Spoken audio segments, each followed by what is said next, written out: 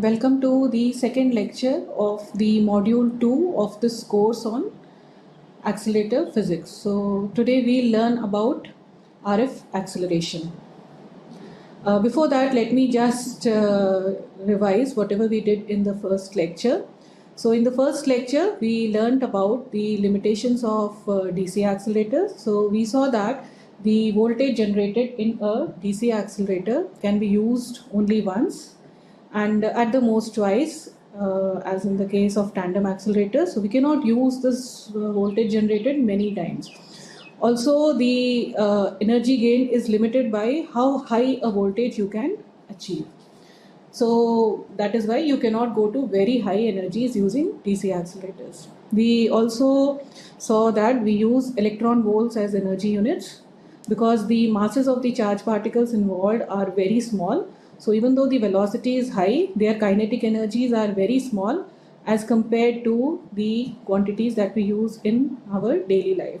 So joule is too large a unit to represent the energy of these beam, and hence we use electron volts.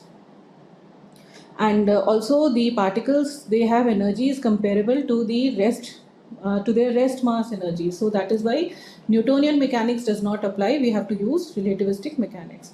So we saw that the light particles like electrons, they become relativistic at lower values of kinetic energy because their mass is quite low.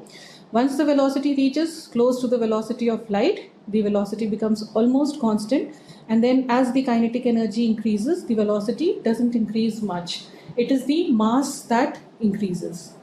We also saw that for that magnetic fields cannot increase the energy of the charged particles. Only electric fields can be used to increase the energy of the charged particles.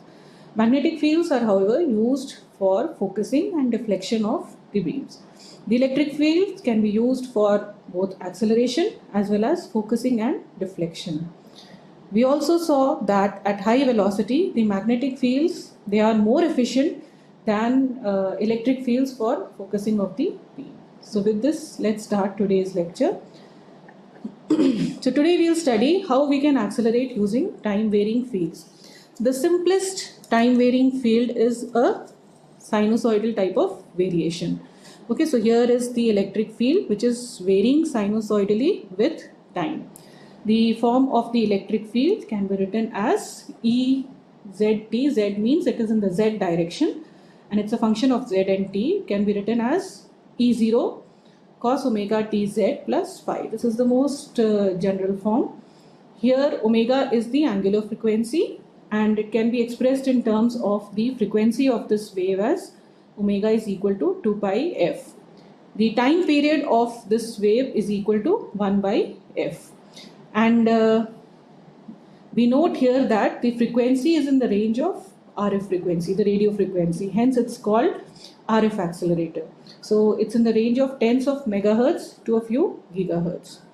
Now notice that the beam here will be coming continuously with time. Okay, the beam is a continuous beam. It is going to be coming continuously with time. Okay, so let's say there is a gap here. In this time varying electric field is applied. The beam is coming here continuously. So as the beam enters into this gap here, it sees this part of the electric field first. So this is in the forward direction, so the beam gets accelerated.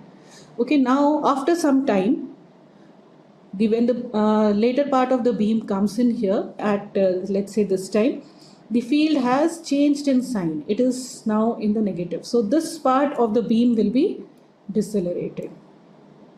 So only the positive cycle will accelerate, the negative cycle will decelerate the beam. So hence we can say that only positive cycle can be used for acceleration.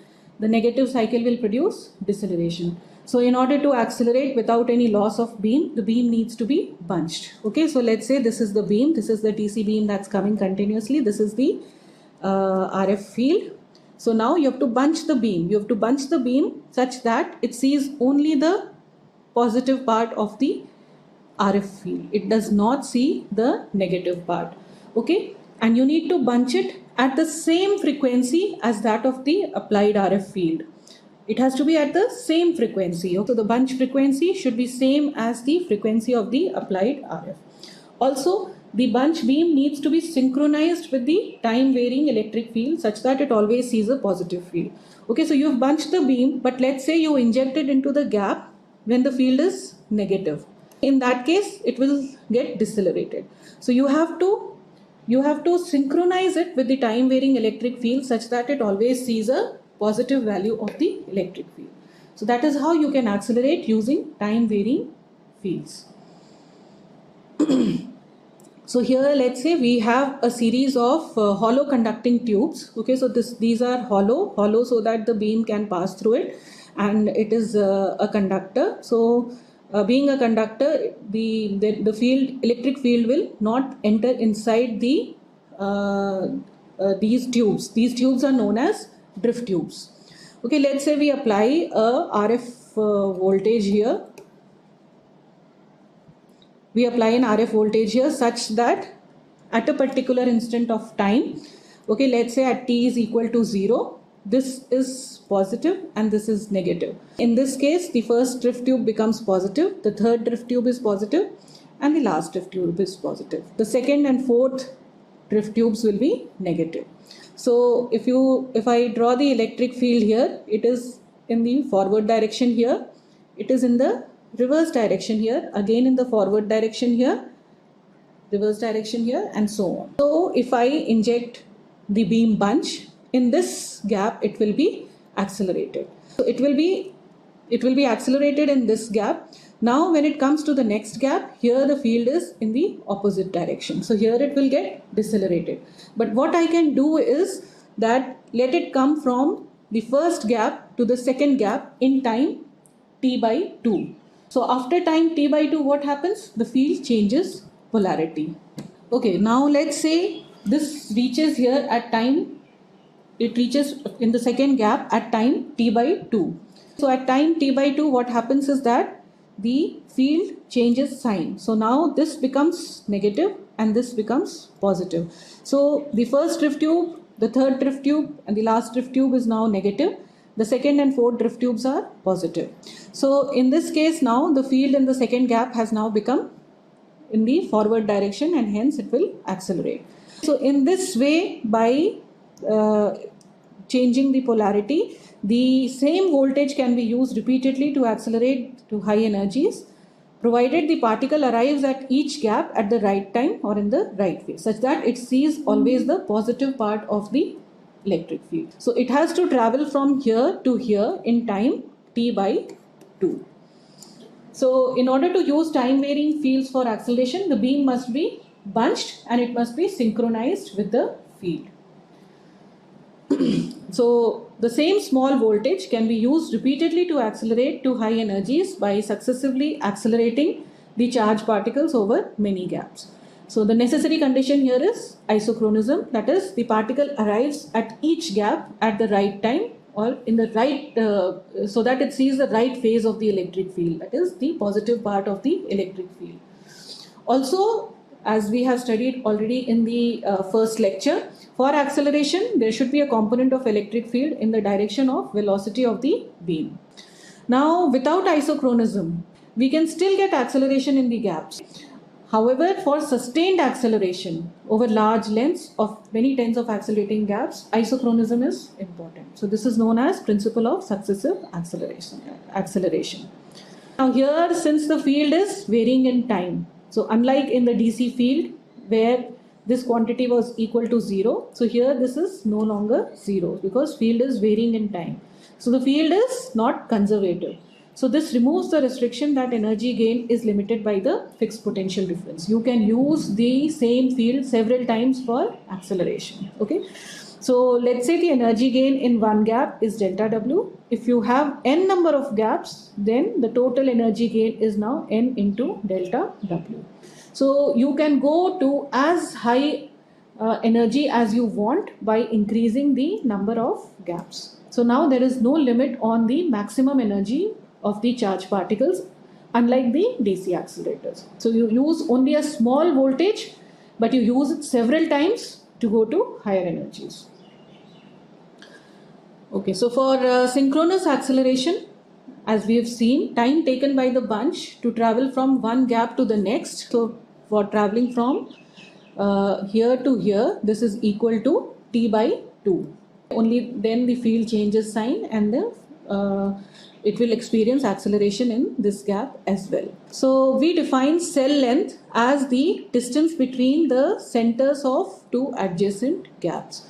So cell length for synchronization, for cell length should be equal to L is equal to V into T by 2. So if the charge particle here is moving from here to here with velocity V, average velocity V, then it moves from here to here in time T by 2. So L will be equal to V into T by 2. So V can be written as beta C and T can be written as 1 by F. Okay, so this now C by F can be written as lambda. So cell length is equal to beta lambda by 2. Now at a particular instant of time, if I take a snapshot, I see that the field in the first gap is in the forward direction. In the second gap, it is in the reverse direction. So the field in adjacent gaps, they are out of phase with each other. So this is known as a pi mode structure. Now at a particular instant of time, okay, since the field here is accelerating and here it is decelerating, again accelerating here, I can have a bunch here and then there will be no beam bunch here, because if there is a bunch here, this will get decelerated. So there won't be any beam bunch here. The next bunch will be in the next gap. So if I calculate the distance between the bunches, it will come out to be 2 times L. So that is equal to beta lambda. So distance between the bunches in this case is equal to beta lambda. Now synchronous acceleration is also possible if the time taken by the bunch to travel from one gap to the next is T, or one full RF cycle period. So in this case now, the cell length again defined as center to center distance. So cell length is now V into T, because now time taken to travel this distance is T. So L is equal to, V can be written as beta C and T can be written as 1 by F. So L becomes now beta lambda. Also in this case now, if you notice the fields in the adjacent gaps, they are all in the same direction. Okay. So this type of structure is known as a zero mode structure. So now, because the field is in the same direction in all the gaps, I can have a bunch at a particular instant of time, I can have a bunch in all the gaps. So if I calculate the distance between the bunches, it is simply equal to the cell length, and that is equal to beta lambda. So now I can summarize the difference between the zero mode structure and the pi mode structure. In the case of zero mode structure, the time taken to travel from one gap to the next is capital T, whereas here it is T by 2. The cell length here for the zero mode structure comes out to be beta lambda for synchronous acceleration, and here for synchronous acceleration it is beta lambda by 2. If I see the field direction in adjacent gap, here at a particular instant of time, here it is in the same direction and here it is in the opposite direction. However, the distance between the bunches is always the same. It is whether it is the pi mode structure or the zero mode structure. The distance between the bunches is beta lambda in both the cases. So let's see now how acceleration is done. Ez changes sign every t by 2. So we see here that the electric field changes sign after every time. Okay, and even within this time period t by 2, the field is not constant. It is varying with time. So now what happens? Let's say we have a bunch. We have a full bunch from 0 to t by 2. Okay. Now what happens? The bunch, the particles in the bunch that see this part of the field and this part of the field. That means at t is equal to 0 and t is equal to t by 2. The field here is 0. So they do not get any acceleration. Whereas the particle in the bunch that sees this part of the field, that experiences maximum acceleration. So different particles in the bunch will get different acceleration. So we cannot use the we cannot use the entire positive part for acceleration, because then what will happen is that some particles will see higher field, some particles will see zero field, so there will be a huge spread in the kinetic energy. So we use only a small portion of the RF cycle for acceleration, such that there is not a huge spread in the kinetic energy. So the bunch size is usually kept much smaller, such that all particles in the bunch see only a small variation in the accelerating field. Now, since the electric field is varying with time, the energy gain in the accelerating gap depends upon the phase of the accelerating field seen by the particles. Okay, because for this phase, the accelerating field is this. This phase, the accelerating field is this. So, what is your energy gain? That depends upon what is the phase of that is seen by the particle in the center of the gap. So we define a reference particle in the beam bunch, which is called the synchronous particle. So there is one particle in the bunch, a reference particle, which we call the synchronous particle, for which the LINAC has been designed. Okay, so it sees the correct phase, it gets the right energy gain. So when it arrives at the center of a gap, it sees the right phase of the electric field, gets the right sees the right electric field, gets the right energy gain, and it comes to the center of the next gap at the right time to see again the same value of the electric field and phase. Okay, so this particle is known as the synchronous particle. And it is for the synchronous particle that the LINAC has been designed. Now, by convention in a linear accelerator. Okay, so it's different for a circular accelerator. For a linear accelerator, the crest of the sinusoidal variation of the RF field is taken as 0. So we take the 0 at this point. So this is pi by 2 and this is minus pi by 2. This is a convention which is used in LINAC. So now let's see, can we use the entire positive cycle for acceleration? So we know that in the positive cycle, the field is in the accelerating phase. But can we use the entire positive cycle for acceleration? So let's just see. So now let's consider the phase of the synchronous particle as phi s. Okay, so this green particle is the synchronous particle here. Okay, and it has a phase phi s, and let's consider a case where this synchronous particle is lying between minus pi by 2 and 0. Now the beam bunch will have other particles also beside the synchronous particle. So let's say we have a particle which is this particle, which is the early particle. So this is the early particle because it came at a time. So this, you can see that this is the time scale. So this came at a time earlier than the synchronous particle. So this is known as the early particle. And then there is another particle which is the late particle because it came at a time which is later than the synchronous particle. So now what happens? The synchronous particle is the ideal particle, the particle for which the LINAC has been designed. So it comes to the center of the gap, sees the right field, okay, gets the right energy gain and reaches the next gap at the correct time to see the same value of the phase again. So it's the ideal particle. It's the particle for which the LINAC has been designed. Now what about the early particle? The early particle came earlier than the synchronous particle. It saw a field slightly lower than the synchronous particle. So now it has lower energy gain. So it will move lower. It is lower, and in the next cycle it will reach later than the synchronous particle. The late particle here now, on the other hand, it sees a field that is higher than the synchronous particle. So it will move faster than the synchronous particle. Since it moves faster than the synchronous particle, it will reach earlier in the next phase. So we see that the particles around the synchronous particle, in going from gap to gap, they simply keep oscillating about the synchronous particle and the beam bunch is maintained. So now when they move from this gap to here, the synchronous particle will come in time. This is now the late particle, it will come early, and this particle, which is now the early particle, will come late. So we see that the particles are simply oscillating around the synchronous particle. So the beam bunch is always maintained. Okay, now let's see what happens if we choose the synchronous phase lying between 0 and pi by 2. So that means in this region. So this green particle is again my synchronous particle, the particle for which the LINAC has been designed.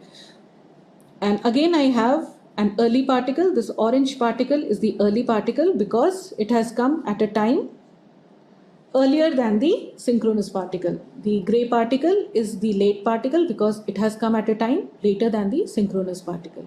Now here the early particle, it sees a field that is higher than the synchronous particle. So what happens? It gains more energy, it moves faster, and in the next cycle it reaches even early. Whereas the late particle sees a field lower than the synchronous particle and it gets a lower energy gain, so it moves with a lower velocity and it reaches even late. So over several cycles this bunch will spread and eventually the particles will get lost. So in other words, we say that there is no phase stability. So if you choose the synchronous phase between 0 to pi by 2, there is acceleration but there is no phase stability. So in order to have acceleration with phase stability, the synchronous phase must be chosen to lie between minus pi by 2 to 0. Only then we can have sustained acceleration over large number of gaps. Okay, so the first linear accelerator using time varying fields, it was conceived by Singh and Woodrow.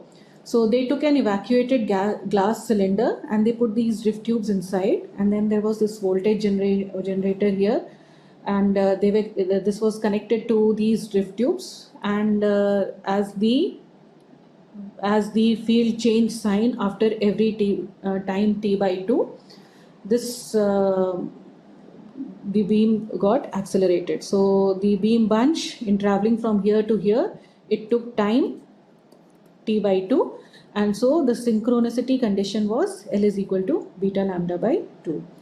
Okay, so here we use hollow drift tubes to shield the beam bunch from the undesirable part of the RF field. So we want the beam to see only this part of the RF field. So the remaining part of the field is shielded by the drift tubes. For the remaining part, the bunch enters inside the drift tube, and since electric field cannot enter inside a hollow conductor, so it is shielded from the electric field once it enters inside the